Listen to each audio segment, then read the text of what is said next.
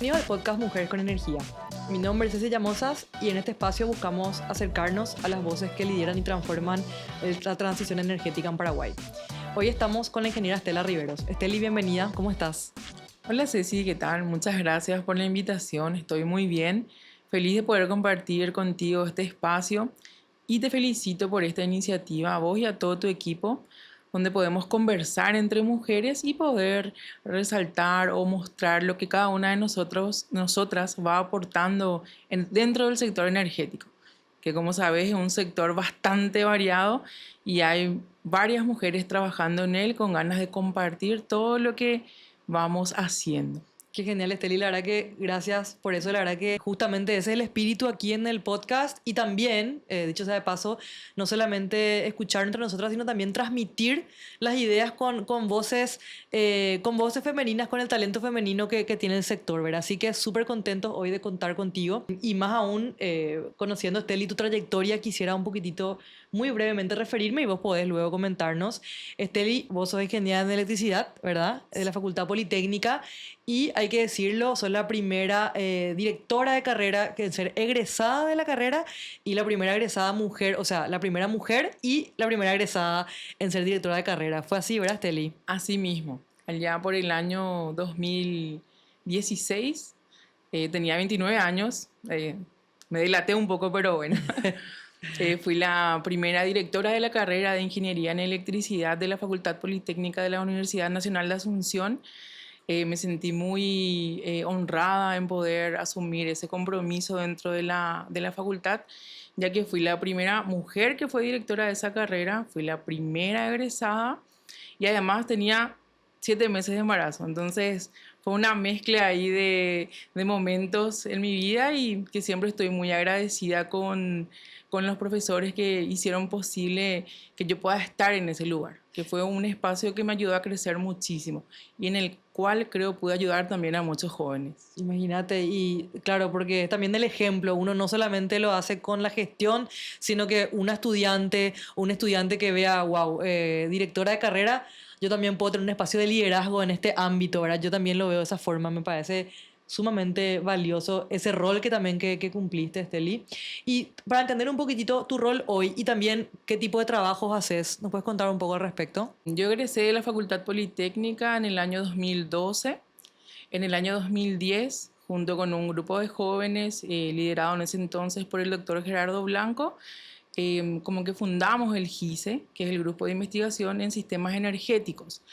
Luego, siendo miembro de ese grupo de investigación, hicimos varios estudios de apoyo al Viceministerio de Minas y Energía, también a otras instituciones nacionales del sector energético. Posterior a eso, en el año 2016, fui que asumí como directora de la carrera de Ingeniería en Electricidad hasta el año 2023. Fueron 8 años en los cuales pude acompañar a los jóvenes, me puse en su lugar porque pasé por todo lo que ellos estaban pasando, conozco los desafíos de ser estudiante, de ser universitario, de ser mujer en ese ámbito y también de lo que es la profesión en sí.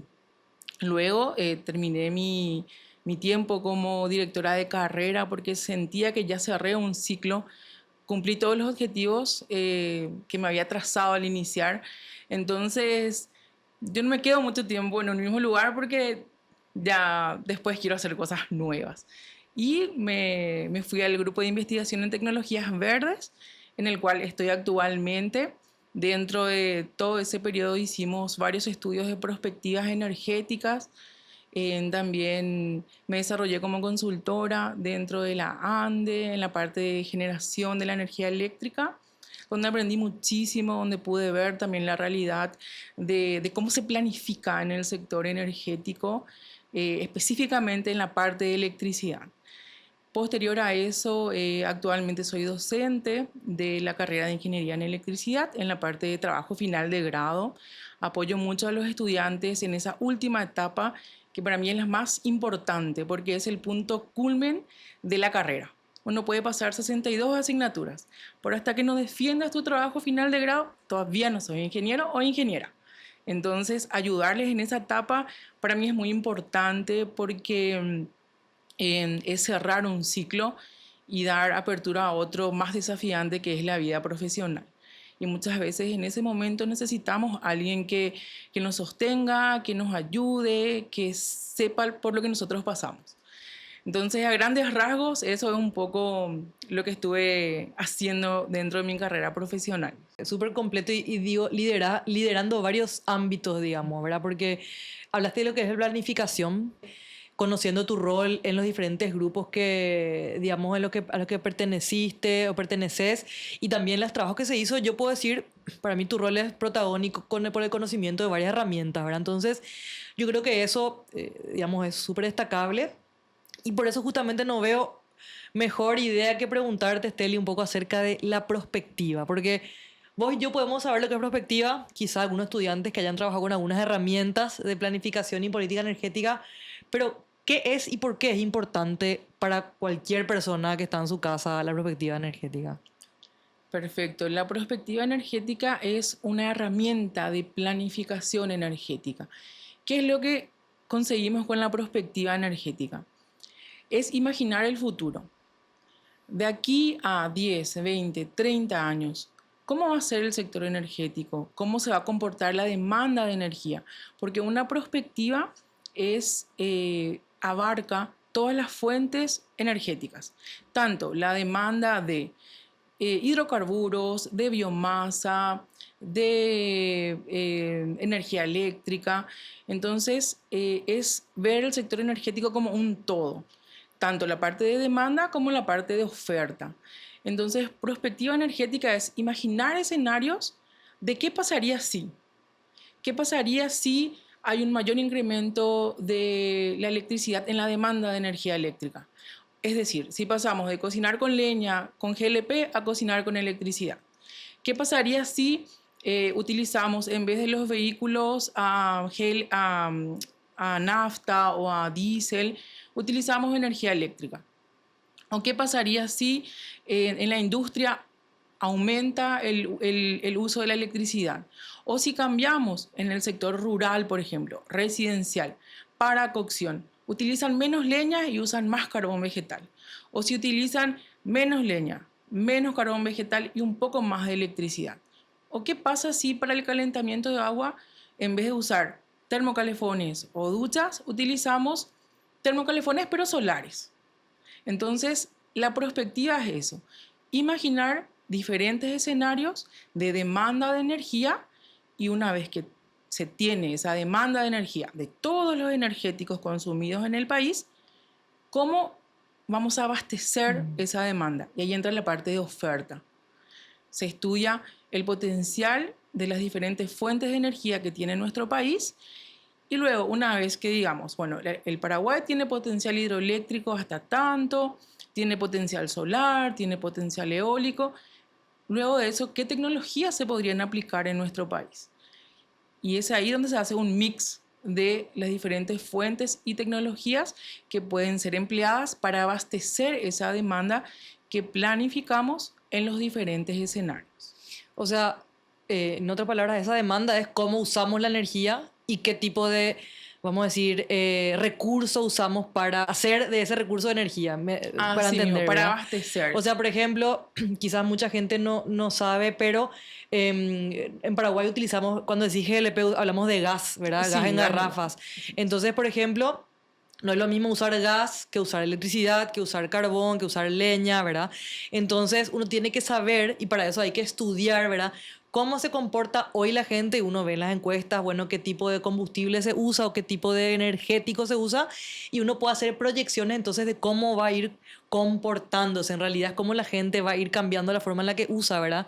Y a eso le así. llamamos el comportamiento de la demanda, ¿verdad? Prácticamente. Así mismo, porque siempre tiene que haber una variable conducente. Mm. Por ejemplo, para saber cuánta energía se va a demandar dentro del sector residencial, ¿qué tengo que saber?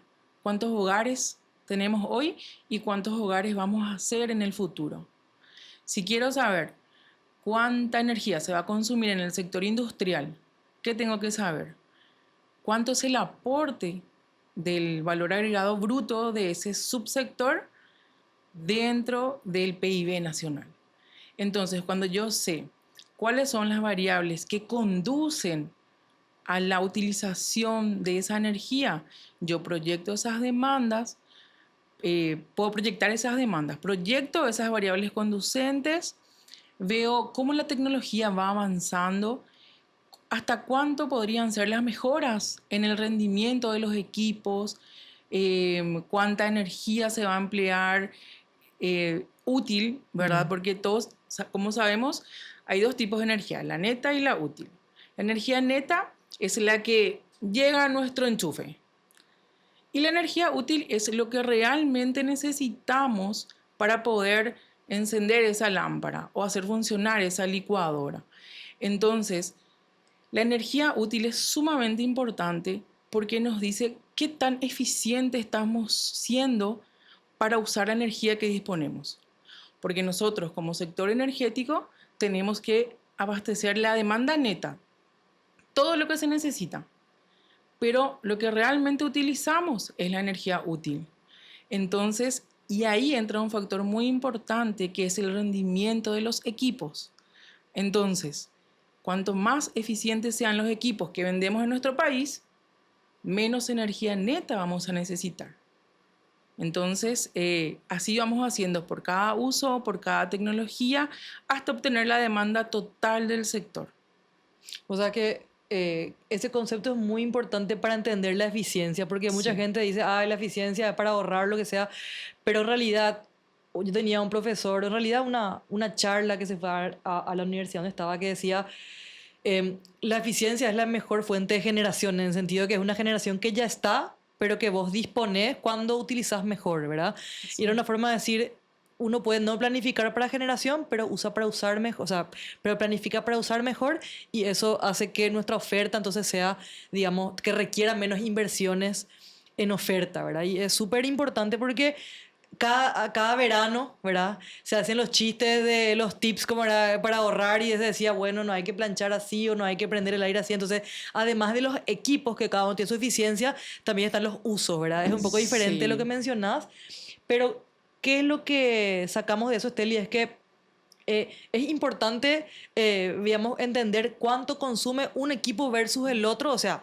una licuadora versus la otra, un aire versus el otro, porque eso define nuestro consumo, Claro. nuestra factura, ¿verdad? Pero también define las inversiones que se necesitan para seguir abasteciendo al mercado, ¿verdad? Que es lo Así que el mismo. mercado somos nosotros, o sea, no es que hay un mercado para Claro. decir nomás, ¿verdad? A la población, ¿verdad? Y a los usos que hace. Así mismo. Como decías, no hay energía más limpia y más barata que aquella que se emplea, que no se emplea.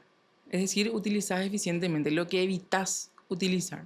Claro, y además también otro punto que mencionaste es que la energía llega, por decir así, llega a 100, ¿verdad? Para entender nomás, y un equipo usa, no sé, 80, ¿verdad? Y de eso, porque hay, o sea, aparte de la utilidad de dar la vuelta al eje, o qué sé yo, también hay energía que se pierde, ¿verdad? Como Exactamente. calor.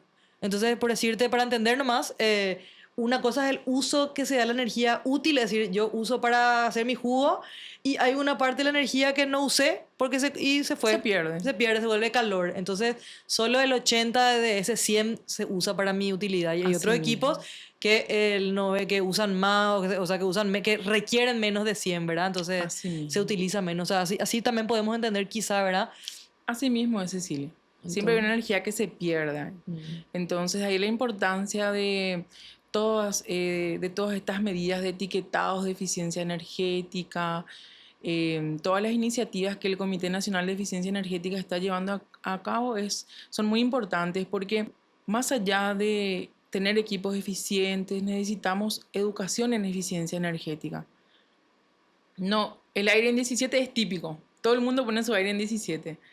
Y si sabemos realmente cómo funciona o el principio de funcionamiento de ese equipo, jamás vamos a poner en 17, porque vamos a estar desperdiciando energía.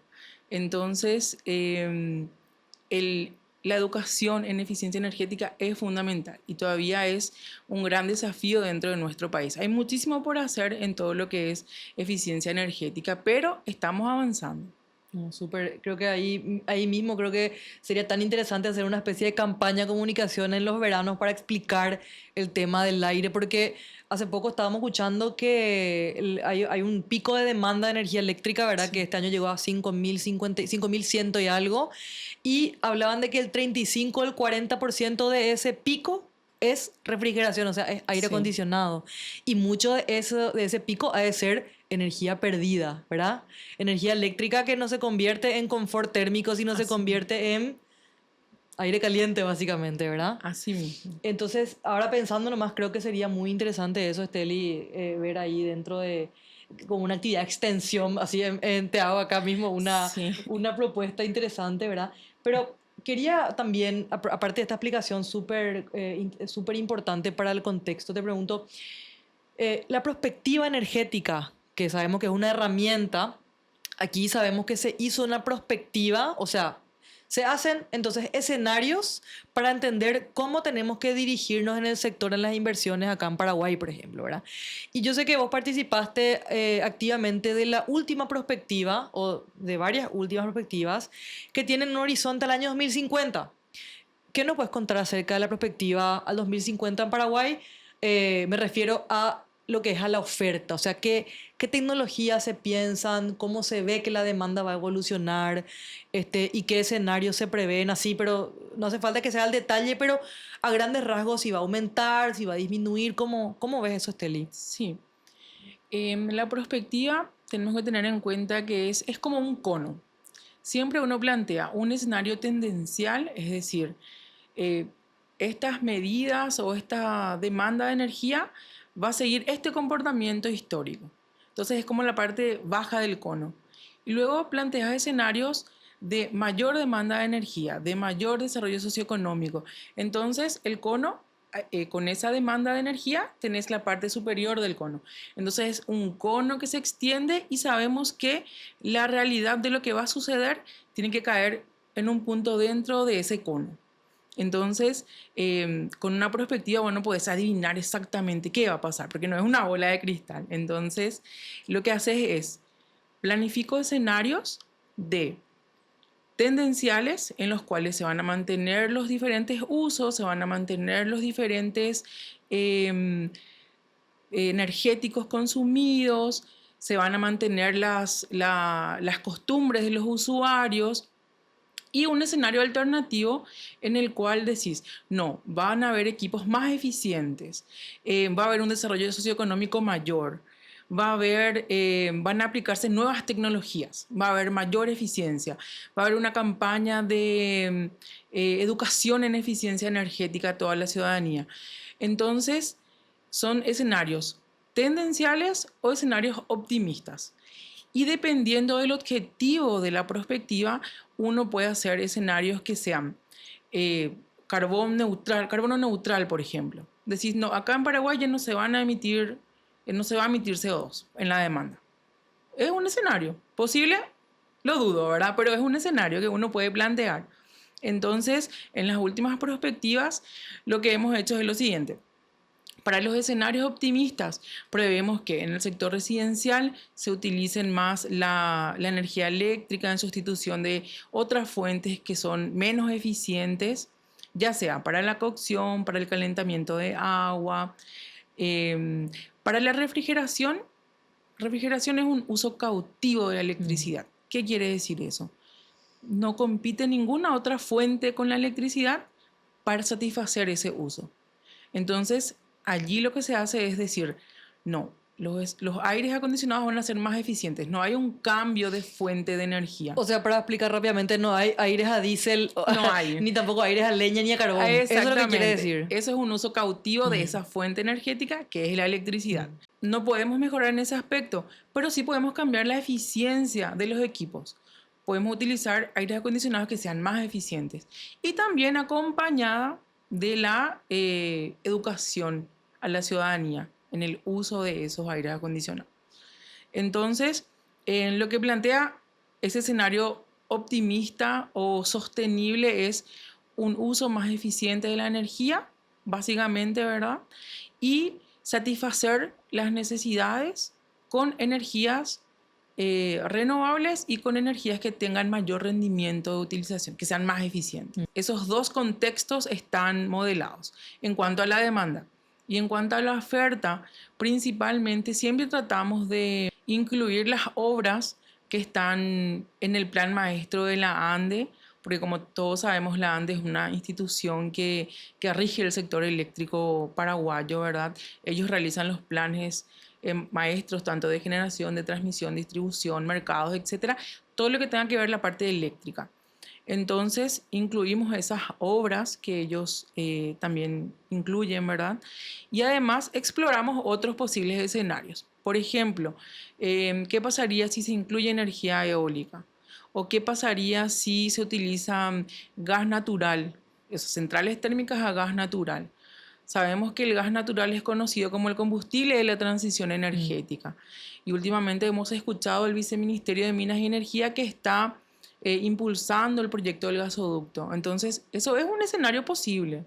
Entonces, se plantean también esos escenarios de oferta. Y esto también de la perspectiva del escenario con gas. Depende de cuál perspectiva. Claro, Fueron varias a lo largo sí, sí, sí. de estos Sí. años, ¿verdad? Pero perfectamente se podrían plantear escenarios que con energía nuclear, por ejemplo. ¿Por qué Sí. no? Puede ser. Es cuestión de ver qué potencial de energía tiene nuestro país, cómo están las tecnologías para el aprovechamiento de ese potencial y si es viable poder aplicarlo en Paraguay. Claro. Por ejemplo, dentro de la demanda se previó también un porcentaje de participación no muy elevado, pero sí la presencia de hidrógeno, por ejemplo, en el transporte, tanto fluvial como de carga. Estos pequeños cambios que dan hincapié o dan indicios de que el Paraguay también quiere estar a la vanguardia de lo que son las tecnologías, empleándolos tanto en la demanda como en la oferta. Y ahí, Esteli, a forma de ejemplo nomás también, nosotros hace cuestión de 5 años por ahí habíamos hecho un estudio de la familiaridad de los consumidores con los autos eléctricos, ¿verdad? Y recuerdo que nuestra línea de base, o sea, la cantidad de vehículos eléctricos era, no sé, 240, ¿verdad? Y había, no sé, 4 modelos. Y pienso nomás, llevando a la practicidad lo que vos estás diciendo, nosotros no nos imaginábamos hace 5 años, o sea, nos imaginábamos hace 5 años que iba a haber más, no podíamos saber cómo. Y hoy en día casi todas las marcas tienen modelos por lo menos híbridos enchufables o tienen inclusive vehículos 100% eléctricos y uno ve muchísimo más vehículos eléctricos en la calle, ¿verdad? Que antes. Entonces, para que uno piense nomás, o sea, esas son las tecnologías que uno tiene que estudiar la trayectoria en otros lugares para hacer el modelado, ¿verdad? Y pienso, hoy nosotros hidrógeno, mucha gente va a decir, ¿qué es lo que es el hidrógeno? Pero sí, el hidrógeno se utiliza como combustible, sobre todo para cargas pesadas, ¿verdad? En lo que es el transporte fluvial, que como vos decís, el 90% de nuestra carga comercial prácticamente es por vía, por la hidrovía. Y luego la vía terrestre que también se usa mucho hidrógeno, ¿verdad? Entonces, pienso, para graficar un poco lo que estás comentando, que el trabajo de hacer la prospectiva no es solamente imaginarse así alegremente, sino que es estudiar los mercados internacionales y, digamos, entender también cuán posible es que aquí se adopten las tecnologías, ¿verdad? Así Y uno mismo. lo ve después, porque nosotros hace 5 años mirábamos eso y hoy en día vemos los modelos, por más que uno no pueda predecir o no es una cuestión de tarot, ¿verdad? Uno ve las tendencias y como somos un país receptor de tecnologías, un país receptor de tendencias, es una ventaja, digámosle, porque sabemos lo que en otros lugares están surgiendo aquí también, ¿verdad? Esteli, te consulto ahí, ¿qué tecnologías se prevén en los diferentes escenarios, en los diferentes instrumentos, en lo que es oferta? O sea, si yo quiero saber más o menos de acá en 10 años cómo se puede ver la matriz de generación, ¿qué hay en los diferentes escenarios oficiales e inoficiales? Sí, como sabes, la parte de oferta tiene un tiempo considerable para ser eh, ejecutada. Las obras de generación en sí tienen un periodo importante. Por ende, 10 años parecería mucho tiempo, pero en lo que son obras de generación es poco tiempo. Básicamente lo que se prevé siempre siempre vamos a mantener la base de las centrales hidroeléctricas, ¿verdad? Le tenemos a Yacyretá, tenemos Itaipú y tenemos Acaraú, Tenemos también las pequeñas centrales hidroeléctricas y también las centrales sobre el río Paraguay. Aparte de eso, se tienen también los paneles solares, los bancos de batería, y ahora vimos que en el último plan maestro la ANDE también incluyó las centrales de bombeo. También están las centrales solares híbridas, ahora solar y diésel. Y básicamente esas son las que están, vamos a decirlo, en el corto plazo, que serían 10 años, mediano plazo podríamos decir, en lo que es oferta, ¿verdad? Hay que tener en cuenta también, Cecilia, retomando un poco tu comentario anterior, el proceso de la realización de la prospectiva energética es muy importante. Siempre tiene que ser un proceso participativo.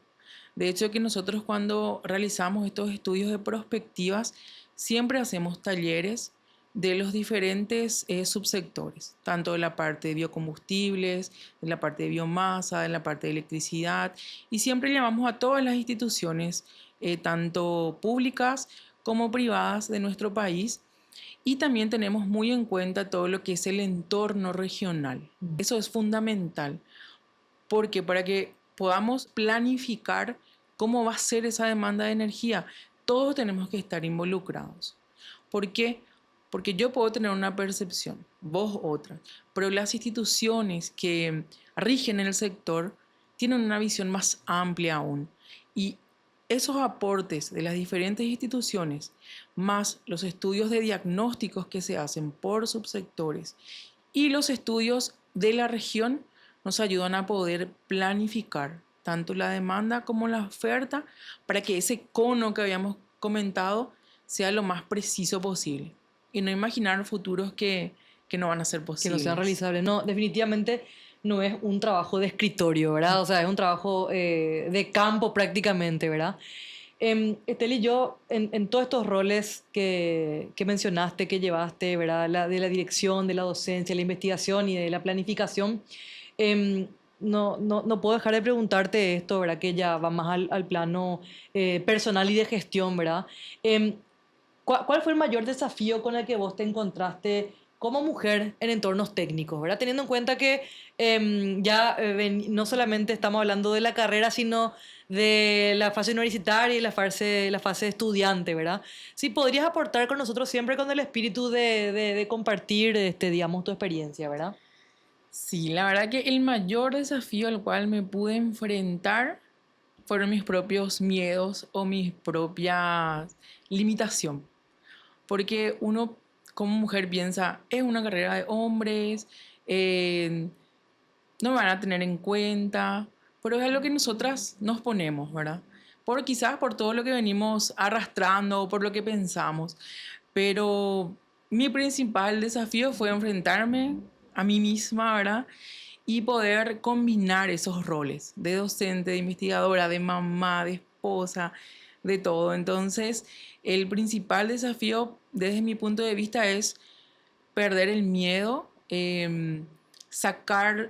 pensar que tenemos límites muy inferiores a los que podemos, encontrar el lugar donde uno realmente se sienta eh, útil, uno sienta que realmente pueda aportar.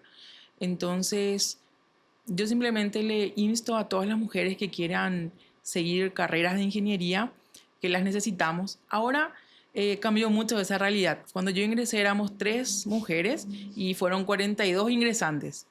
Entonces éramos poquitísimas. Y igual en ese entorno conseguimos muchos compañeros que nos ayudaron, otros que nos ponían, que no tanto, ¿verdad?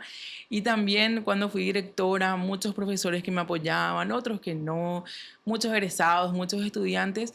Pero al final uno con la perseverancia, el buen trabajo, el respeto por las personas, se va ganando su lugar.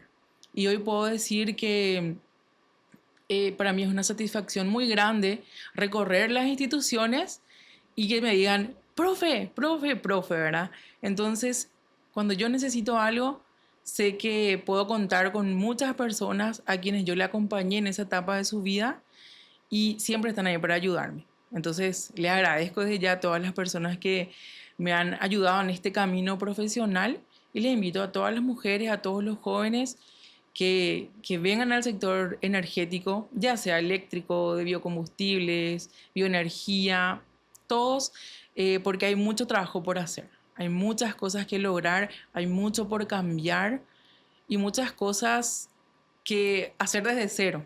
Entonces, básicamente es eso. Esa invitación está abierta. En la universidad les esperamos a todos los que deseen también ahondar en este mundo apasionante de lo que es la investigación y las perspectivas. Porque lo más satisfactorio es cuando uno trabaja con mucho esfuerzo, con mucho sacrificio en algo que después le es útil a tu país para poder desarrollarse. Totalmente. Esteli, la verdad que muchísimas gracias por compartir con nosotros hoy. Con esto cerramos el episodio 6. Súper agradecidos con Estela y realmente una líder en el sector y en el ámbito académico, así que muy contento de haber compartido contigo acerca de planificación, acerca de los desafíos de la carrera, acerca de tu trayectoria. Muy agradecidos y bueno, nos vemos la próxima. Muchas Muchas gracias. gracias. Hasta luego.